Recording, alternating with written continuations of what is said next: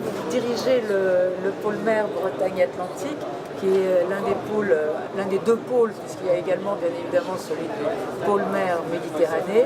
D'abord, vous fonctionnez assez bien ensemble, mais quel est le rôle réel d'un pôle mer Bretagne-Atlantique ?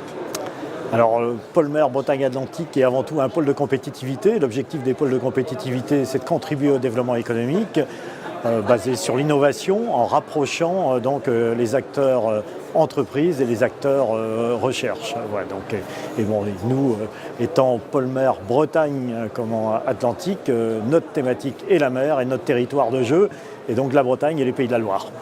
Est-ce que vous avez une spécialité au niveau des EMR ? Est-ce que vous êtes plus particulièrement axé sur l'éolien flottant posé, sur l'hydrolien, sur le haut moteur ? Alors non, on n'a pas de spécialité proprement dit au niveau des énergies marines renouvelables. Par contre, les énergies marines renouvelables sont dans notre feuille de route depuis le lancement du pôle, donc depuis maintenant 11 ans. Alors la page était quasiment blanche à ce moment-là, parce qu'on avait un seul projet qui s'appelait Marinergie à l'époque, qui est devenu Sabella avec le succès qu'on connaît. Et ça montre un petit peu le temps aussi qu'il faut de maturation pour tous ces projets innovants. Donc on s'intéresse à tout le bouquet EMR, donc principalement l'hydrolien, l'éolien offshore flottant, l'houlomoteur et puis l'énergie thermique des mers. Alors l'éolien offshore posé nous intéresse aussi parce qu'on pense que c'est un passage obligé vraiment au niveau énergie marine, et puis que ça va générer aussi de l'innovation, même si la technologie elle n'est pas innovante en soi, mais autour, si on veut optimiser la pose, optimiser la production, optimiser la maintenance, il faut innover. Et donc du coup ça nous intéresse aussi. Quels sont justement les enjeux de l'innovation aujourd'hui et les enjeux du financement de cette innovation qui est à la fois française mais aussi européenne, voire internationale ? Alors l'innovation, c'est valable pas que pour les énergies marines. La particularité des énergies marines, c'est qu'on est sur un secteur émergent.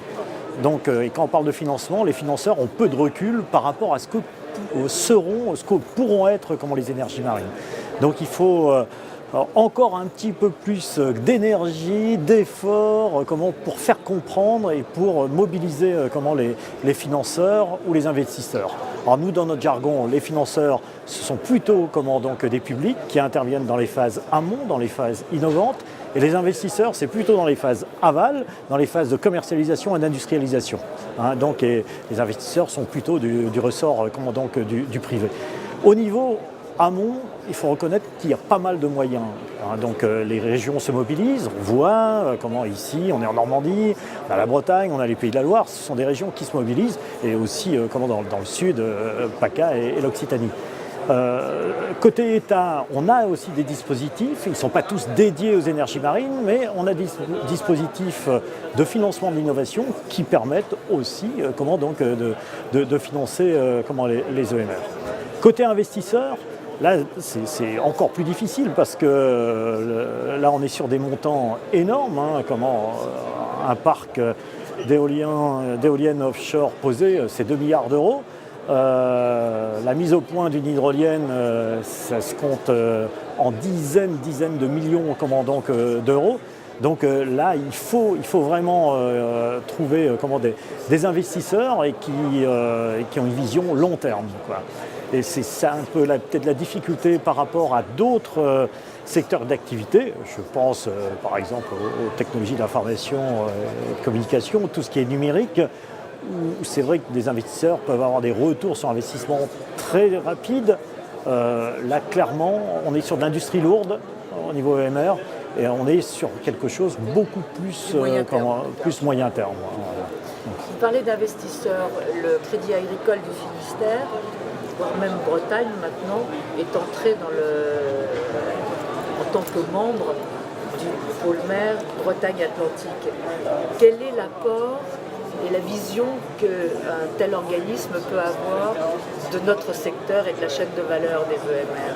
Ah oui, alors ça, je pense que c'est une marque importante ou un marqueur important, le fait que les banques, les fonds d'investissement rejoignent le club partenaire du pôle mer Bretagne-Atlantique. Donc on y trouve le Crédit Agricole avec sa filière mer, et qui est en train d'entraîner un petit peu tous ses confrères métropolitains, en tout cas qui ont une façade maritime, donc ça c'est très très bien. Mais on a vraiment aujourd'hui presque toutes les banques qui comptent, qui nous ont rejoints. Et du coup, c'est une première manifestation d'intérêt par rapport à l'économie maritime. Et les EMR les intéressent, mais pas que, mais les énergies marines renouvelables, oui, sont dans leur radar, quoi. Donc ça, c'est plutôt bon signe, justement, pour le financement des phases d'industrialisation et de commercialisation de tous les projets, là. La semaine prochaine, vous tenez votre assemblée générale annuelle. Est-ce que vous allez faire un retour d'information sur le développement des accords internationaux que vous avez menés ces 2 dernières années et voir quels sont les grands axes de partenariat que vous pouvez développer? Oui, l'Assemblée générale est le moment propice pour faire un petit peu le bilan de l'activité du pôle. C'est vrai que nous avons une activité à l'international. Nous avons, sur les 2 dernières années, nous avons pas mal travaillé en Asie du Sud-Est, donc Malaisie, Indonésie, Corée, et puis l'Australie, qui est intéressante.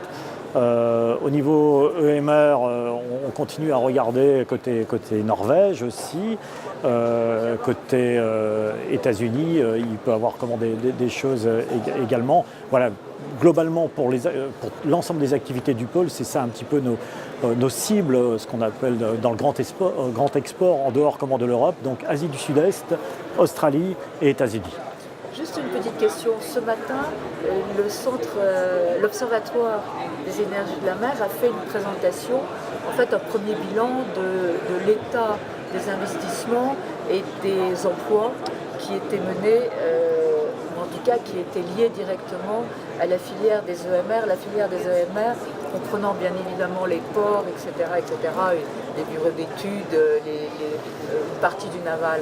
Est-ce que les chiffres que vous avez au niveau du pôle mer Bretagne-Atlantique recoupent ce qui a été observé par l'Observatoire, par définition?